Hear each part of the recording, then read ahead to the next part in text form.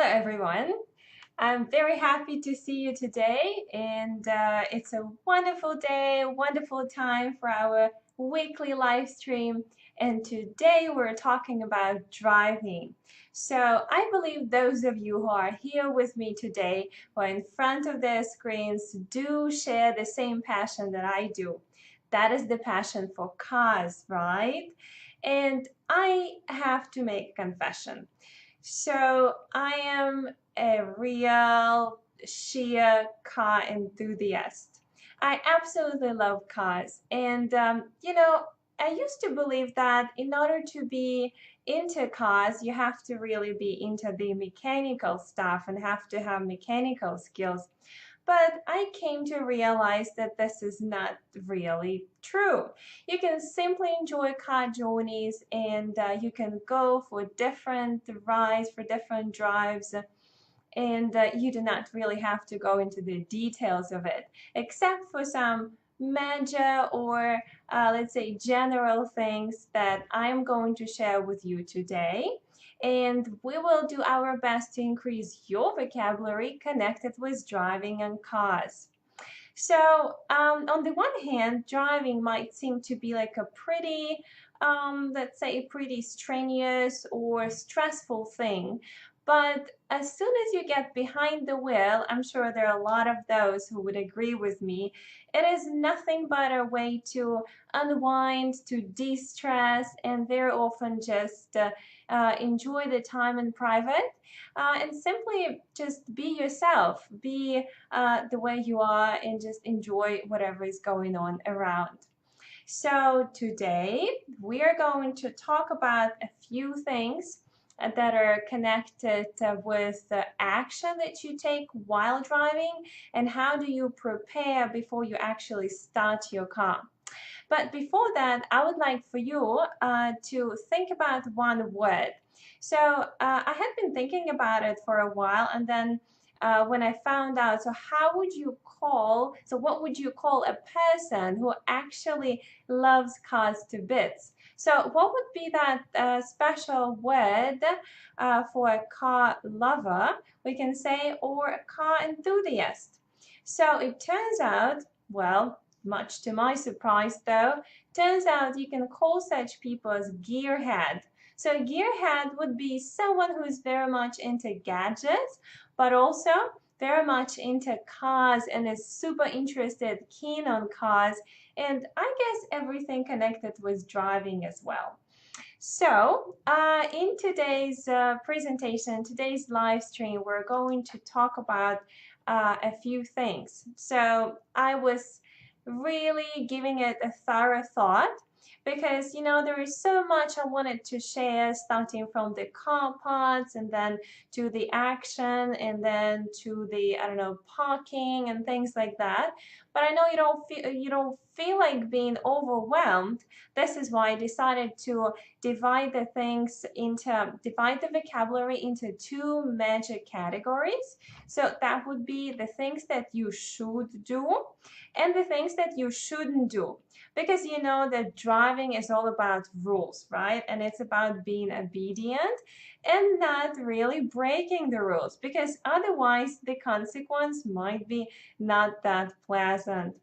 All right, so first of all, before we get to these two categories, I thought it would make sense to talk about the wheel drives, like the types of wheel drives.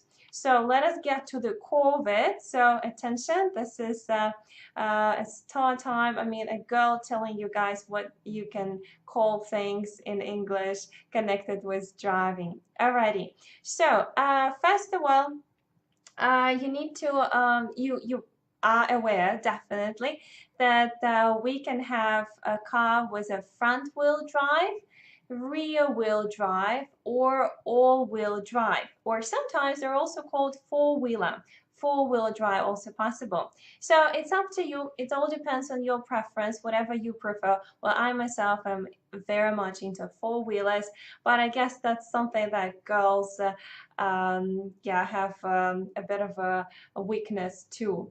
All right, and then another important thing we need to be aware of, and very often my students ask me like, how do you put it? So what exactly do you call it, like automatic or whatever? I'm driving an automatic. Yeah, you can definitely say I'm driving an automatic, like the way we say it in our language. But the actual name for it would be the automatic transmission and manual transmission. So this is again whatever gearbox you prefer. And as rumor has it, or conventional wisdom is that girls cannot drive a manual. Well, guys, I will reveal a bit of a secret. I drove a manual car for about 3 years. So, breaking conventions, and this is actually possible in theory as well as in practice. Alrighty, so we might have manual gearbox or manual transmission and automatic one, right? Again, depends. There are so many cons and pros, but in today's modern world, it is much more convenient to use an automatic one because of the numerous traffic jams, and you simply want your leg to relax a bit. Now, let's move on to the actual two parts that we are devoting this presentation to.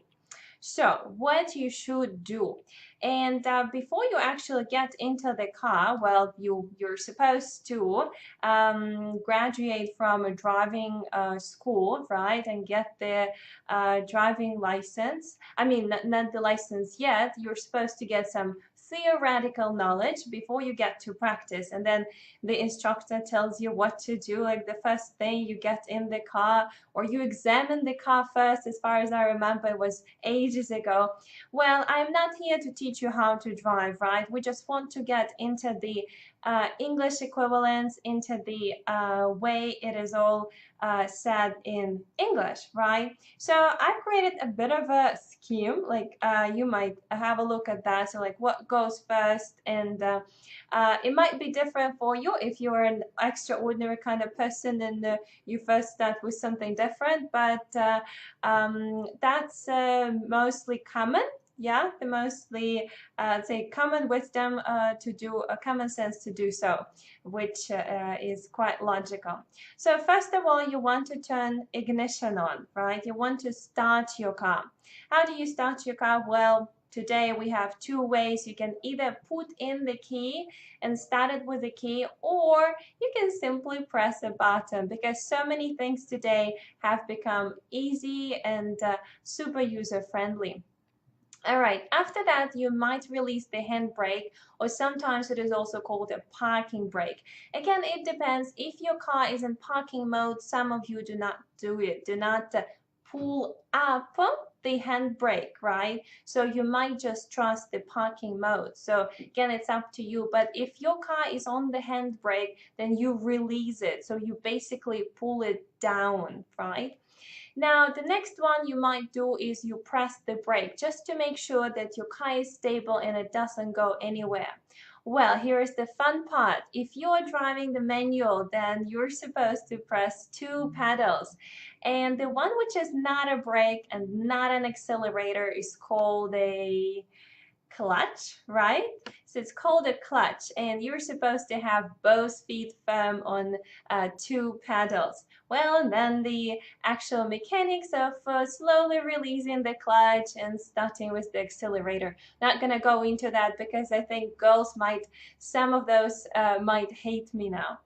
All right, so now the next thing you do is you put in the first gear. So what do you put in the first gear? What do we call that thing that helps us in the gearbox, that helps us switch the gears, helps us change the gears? So there are quite a few names for it, right? So we can call it a gear stick, right? Because it helps you shift gears. We can also call it shift lever, so quite used as well. Shifter, I heard shifter many times, or the stick. So have you changed the stick from this position into that position? So it can be simply the stick.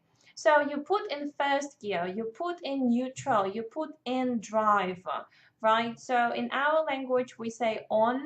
I mean, in Russian, Ukrainian, we say on, but in English, you say in first gear, in drive, and neutral. Then what do? When you start driving, you shift through the gears. You shift through, you might roll in in the first gear for a while, right? Or then the second one, and you speed up, you shift gears either manually or your super smart automatic transmission does it for you, right? Then you don't have to really think about it much. But you don't do it when you drive a manual, do you? I mean, it all becomes super automatic as well. So pretty much the same thing, but then it's you who does it automatically. All right, so you speed up until you reach the speed limit, right? This is an extremely important part. And I'm pretty sure that all those who are watching me now do not exceed the speed limit. Let's move on.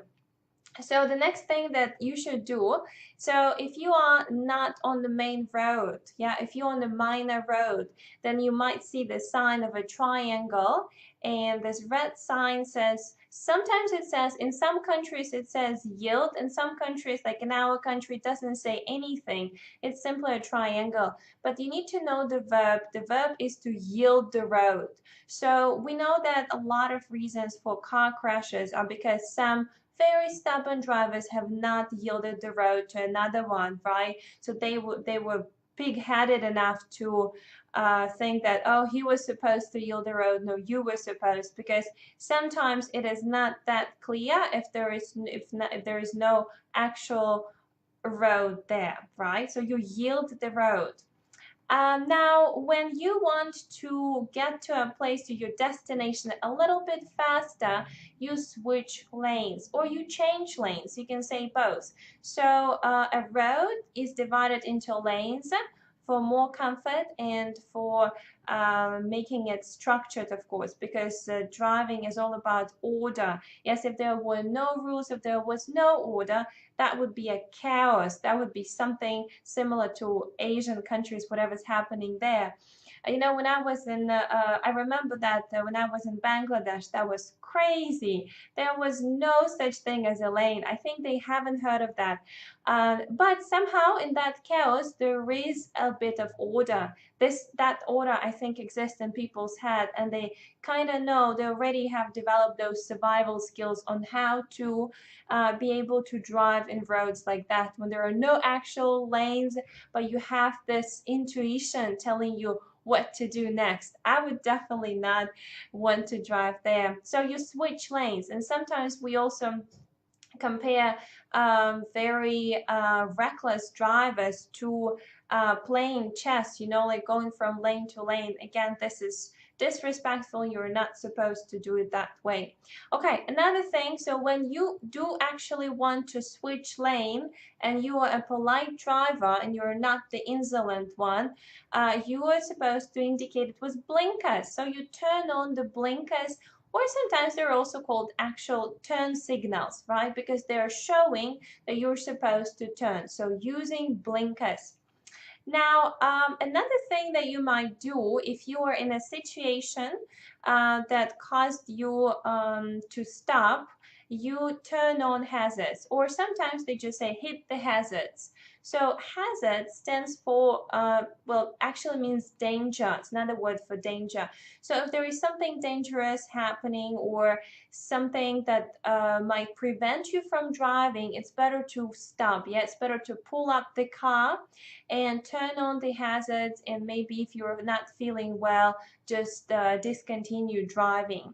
Well, very often drivers abuse that signal, and they use it in any way when they want to pull up the car. Well, depends whether that's a good idea or not. Not for me to judge, but generally rules say you're using the hazards if something close to emergency is happening. Let's move on. So another thing that you should do is pull up or pull over. I've already used that word pull up.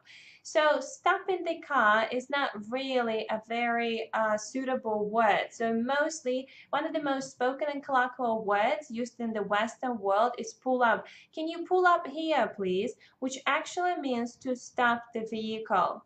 Now, pulling over is a little bit different. It's when you do not only pull it up, but you also park it, maybe in the shoulder. Yeah, that's a bit of a, we call it like a pocket on the road, and you want to stay there for a little bit. Now, there is another quite curious expression is when a police car stops you, they don't really stop you. For example, we can say he was pulled over by a police car. So a police car pulls you over. Yeah, they want you to stop and actually park because they want to find out if what's going on or let you know that you have broken a rule. All right, so pull over. Remember that pull over, you're stopping and parking. Pull up, just stopping for a sec. So I remember when I was giving a lift to my friend the other day, she asked me, "Can you pull up here, please?" So there was no need for actual parking. She just dropped her off real quick, and I kept on driving. All right, let's do another one. So overtaking a car. I know when it sounds you should, and this is not the safest thing to do, right? But sometimes you don't want to end up driving slowly behind that truck, yes, or a learner, right? Someone who is irritatingly and annoyingly slow. So you do want to overtake the car. So basically what you see in the picture, overtaking is quite a dangerous maneuver, and you always have to make sure that you're in a safe position. You have to check the side view mirrors, right? And of course indicate it with blinkers, turn on the blinkers to the right or to the left, and then overtake a car in front of you and then go back in the lane in front of that car. So overtaking the car. Now, another one is if you are going in the wrong direction and your GPS failed you. So I remember that happened to me a lot when I was driving in Oz. And then you have no other way except making a U-turn.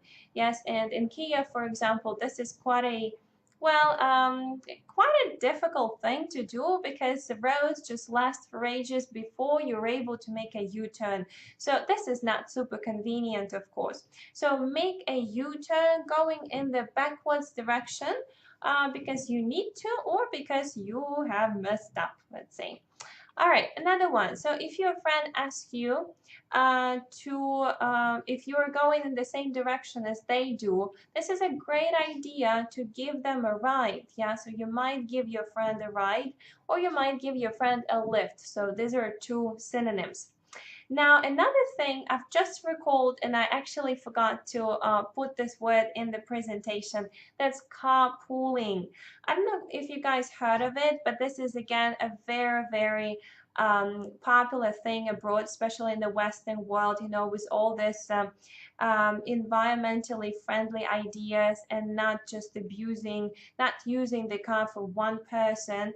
If you're able to carpool other people, that means you're able to collect a few more people going in the same direction. So you might say, well, I'm going to do carpool. So which is I'm going to invite other people in my car, which is a really good thing to do. You're not only helping another person, but also you're being more environmentally conscious and not polluting the atmosphere twice as much or 3 times as much with everyone using their cars, right?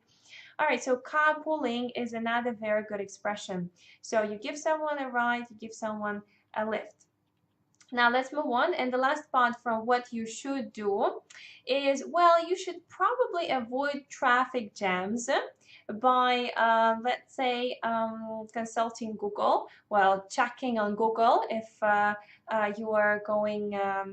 If you're going somewhere far, so Google might help you to avoid major traffic jams and just use a different alternative route, right? So you might also call it heavy traffic. So I was in heavy traffic, Or one of my favorite ones is bumper to bumper. So that was bumper to bumper, or I got in bumper to bumper. You can also use it as an adjective or a noun. So describing the situation, and you can definitely understand what it's like. So when one car is actually super, super close to another one, and you are being you're just super slow. There is no way to speed up. Right, another one, what you should do. So here I would just like to draw your attention to a preposition, how you say that. So turn left or turn right at the light, yeah, at the traffic light. So the actual name is traffic light, but you might contract it and just say light. So you turn left at the light. Or you might say turn left at the curve. So when the road goes one or another way. So turn at the light. Now, another one, a very important thing to know is that you need to adjust your side view mirrors in order to avoid blind spots. And I'm sure every experienced driver, even those who are not super experienced, they are pretty much warned against blind spots. Beware of the blind spot. That's the crazy monster that might come up pretty suddenly and out of the blue. So this is the special area from your that doesn't let you see the car from the side, right? And you always have to beware and sometimes even turn your head, yeah, and not only look in the side view mirrors. So blind spots, we have our own, I'm sure you're aware of our own equivalent for this expression. So in English, that would be blind spots. Beware of the blind spots. Now, another thing is that if you want to go into another direction, let's say, and you see the exit, right? So there is an exit, you are driving in the exit lane if you want to get off the highway, let's say, or get off the motorway. So that means you want to turn to another highway or you want to take a different route. So get off the highway, not to drive on the highway anymore, and take an exit. So usually GPS might tell you take exit 5, take exit 6, and so on. Alrighty, I think this is pretty much it regarding the things you should do. Now, as for things that you shouldn't do, right? So first thing, do not cut anyone off. Yeah, that's a very annoying thing to do, don't you know it? And I'm pretty sure that very often you guys complain about someone else cutting your way, right? That's just super annoying. But besides it being annoying, this is extremely dangerous because it might lead to a car crash, and you never know how other drivers around might react. So cutting someone's way is not the best way to save time if you are driving fast, right? So you might save up a few minutes, but then you might also scare or intimidate a driver who's a newbie, right? And they wouldn't know how to actually react and they wouldn't be happy and you will not make their day. They will start honking at you and probably remembering not the best words. So cut someone off is basically drive in front of someone, uh, start driving in front of someone in a rude way and without any blinkers whatsoever in most cases. All right, another thing, tailgating. Well, that's another kind of sickness that some drivers possess, and I myself just hate this one.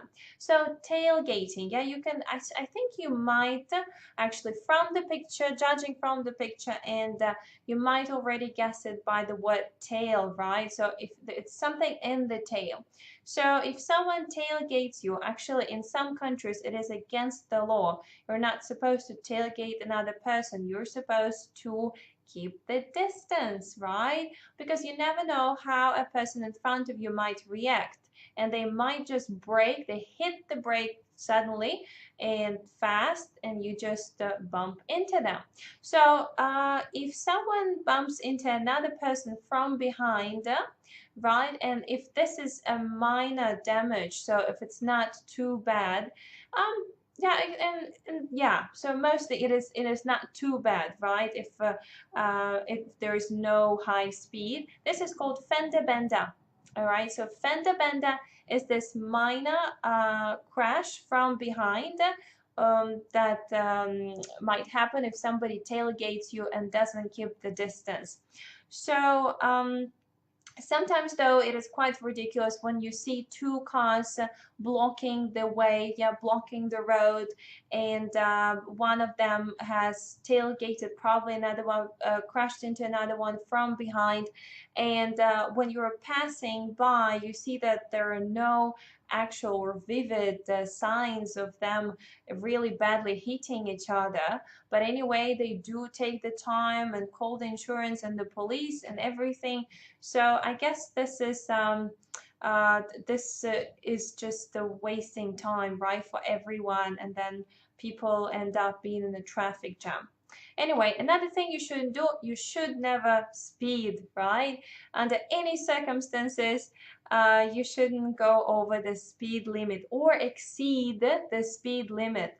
And the speed limit, I'm pretty sure you are guys aware of it, hasn't been created just to kill the fun, right? It has been created for a reason, to provide everyone with a safe atmosphere and to drive in a safe way. So do not exceed the speed limit. If you do, though, you all right, yeah, I was going to talk about that a bit later.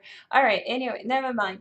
So another thing, do not flash the lights, or sometimes they're called the brights.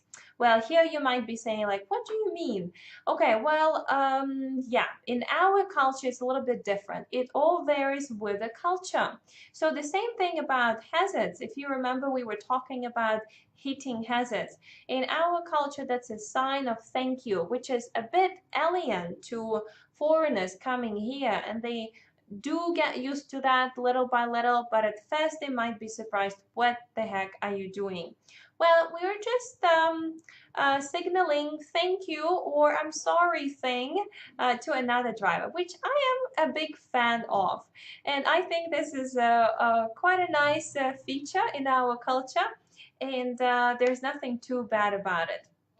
Now, as for flashing lights, most of all in our country and abroad, quite often, depends again on the country, flashing the lights indicates that the person in front of you is too slow and occupying the fast lane.